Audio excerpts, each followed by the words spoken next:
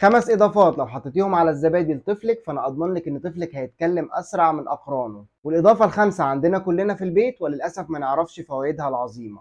يلا بينا. قبل ما نبدا ما تنسوش تدعموا الفيديو باللايك والشير، عرفوا غيركم المعلومه وشاركونا في ثواب نشر العلم. ولو اول مره تشوفوني فانا دكتور حسام وبقدم محتوى طبي خاص بطب الاطفال. ما تنسوش تعملوا اشتراك او تعملوا فولو على حسب بتشوفوني منين. مبدئيا كده الزبادي بنقدمه للطفل بعد اتمام الشهر السادس، والحقيقه بعتبر الزبادي ده وجبه سحريه مثاليه، وده لان معظم الاطفال غالبا بيتقبلوه، وده بيجعل منه بيس كده نقدر نضيف عليه اي حاجه للطفل. فده من الاخر كده بيديكي فرصه تضيفي حاجه الطفل مش بيحب ياكلها بتضيفيها على الزبادي، فبالتالي الطفل ممكن يتقبلها مع الزبادي. اما بالنسبه للاضافات فالحاجات اللي هقولها لك النهارده هي حاجات بتساعد على نمو المخ بتاع طفلك بشكل صحي وسريع. الاضافه الاولى هي الافوكادو. خليني اقول لك ان الافوكادو مليان دهون احاديه غير مشبعه بكميات عاليه جدا، مهمه جدا لصحه المخ، وكمان بيحتوي على فيتامين ه المهم جدا لخلايا المخ وحمايتها من التلف. فانا عايزك كده تقدمي الافوكادو لطفلك على 3 ايام عشان تختبري الحساسيه،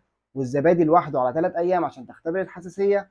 ولو الاتنين تمام هتجيبي قطعه افوكادو تهرسيها كويس وتخلطيها بالزبادي بتاع طفلك. والله الوجبه دي لو اتكلمت عن فوائدها لغايه بكره مش هخلص. الاضافه الثانيه هي صفار البيض. خليني اقول لك ان صفار البيض بيحتوي على الكولين وبيحتوي على الكوليسترول النافع، والحاجتين دول مهمين جدا لصحة المخ ونموه وتطوره كمان. ومش كده وبس، ده كمان بيساعدوا على تقوية ذاكرة طفلك. عايزك تقدمي صفار البيض من إتمام الشهر السادس على 3 أيام عشان تختبري الحساسية، ولو الدنيا تمام اهرسي الصفار وضيفيه على الزبادي بتاع طفلك. الإضافة الثالثة هي عين الجمل أو اللي بنقول عليه برضو الجوز. خليني أقولك إن عين الجمل غني جدا بالفوليك أسيد وغني جدا بالاوميجا 3، والحاجتين دول مهمين جدا لنمو مخ طفلك وتطوره الذهني، وكمان مهمين جدا لاعصاب طفلك. وفوق كل ده صفار البيض بيحتوي على الميلاتونين اللي بيساعد الطفل على النوم بشكل عميق، وبالتالي ده بيساعده على افراز هرمون النمو اللي بيساعد على نموه. قدمي الجوز لطفلك من الشهر السادس على 3 ايام.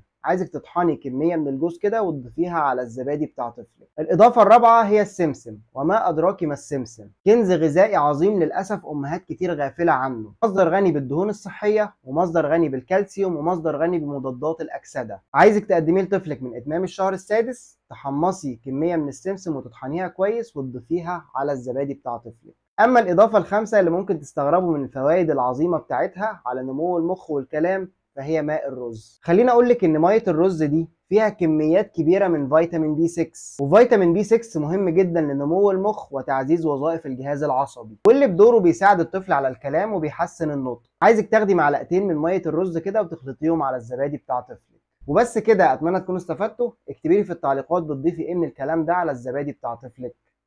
سلام.